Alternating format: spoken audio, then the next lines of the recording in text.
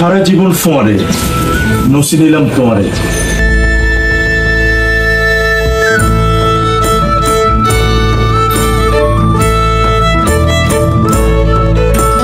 আসলে দাস্তানগুলো যখন আমি লেখা শুরু করি তখন আমি ভিন্ন একটা আঙ্গিক থেকে এই বিষয়টাকে আমি বিবেচনা করেছিলাম। এটি হচ্ছে আমাদের চট্টগ্রামের যে জনপদ, বিশেষ করে আমাদের যে জন্ম জনপদ যে কক্সবাজার, এই কক্সবাজারের লোক সাহিত্যটা বেশি দীর্ঘদিনের নয়, আর এখানে লোক পণ্ডিতদের বেশি জন্ম হয়নি। যদি আমরা 200 বছর আগে কিংবা 500 বছর আগের কোনো পণ্ডিতকে খুঁজি তাহলে কিন্তু আমরা কাউকেই এখানে পাই না। বড় জোর আমরা তোরাবালি পণ্ডিতকে পাই, আমরা আবুল খাইর পণ্ডিতকে পাই, আমরা টুনু পণ্ডিতকে পাই, আমরা হারু পণ্ডিতকে পাই, কিংবা আমরা বরকেতা গায়নকে পাই।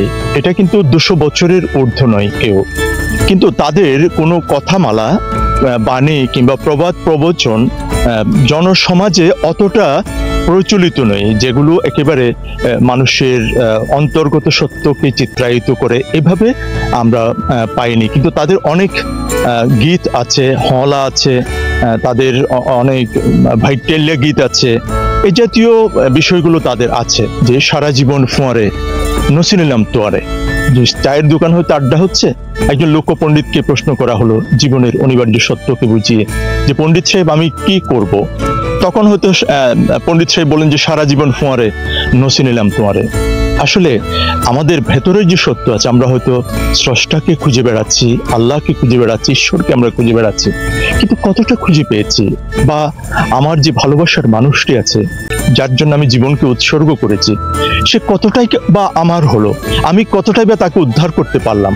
বা আমার যে রাজনৈতিক সহযোদ্ধা রয়েছে, যার জন্য মিছিলে গিয়েছি, মিটিংয়ে গিয়েছি, জীবনকে উৎসর্গ করেছি একই সাথে একটা দর্শনকে প্রতিফলিত করবার জন্য, এক সময় দেখা গেল যে সে বেইমানি করছে, তাকে বা কতটা উদ্ধার করতে পারলাম? এভাবে দেখা যায় যে আধ্যাত্মিকতায়, প্রেমে, রাজনীতিতে, সমাজের বিভিন্ন অঙ্গনে বা চাকরিতে একটা অচিন তৈরি হয় আমাদের মধ্যে। সেই জায়গা থেকেই মূলত আমি এই দাস্তানটা আমি লিখেছিলাম। শুধু এই দাস্তানটা নয়, জীবনের সমাজের অনেক অসঙ্গতি নিয়ে, যেটা আমি বলতে চাচ্ছিলাম যে 400 বছর আগে যদি আমার জন্ম হতো তাহলে একজন কবি হিসেবে, একজন লোকমানুষ হিসেবে আমি সমাজে আমার চিন্তাগুলোকে, সেই সময়ের অসঙ্গতিগুলোকে আমি কিভাবে তুলে ধরতাম।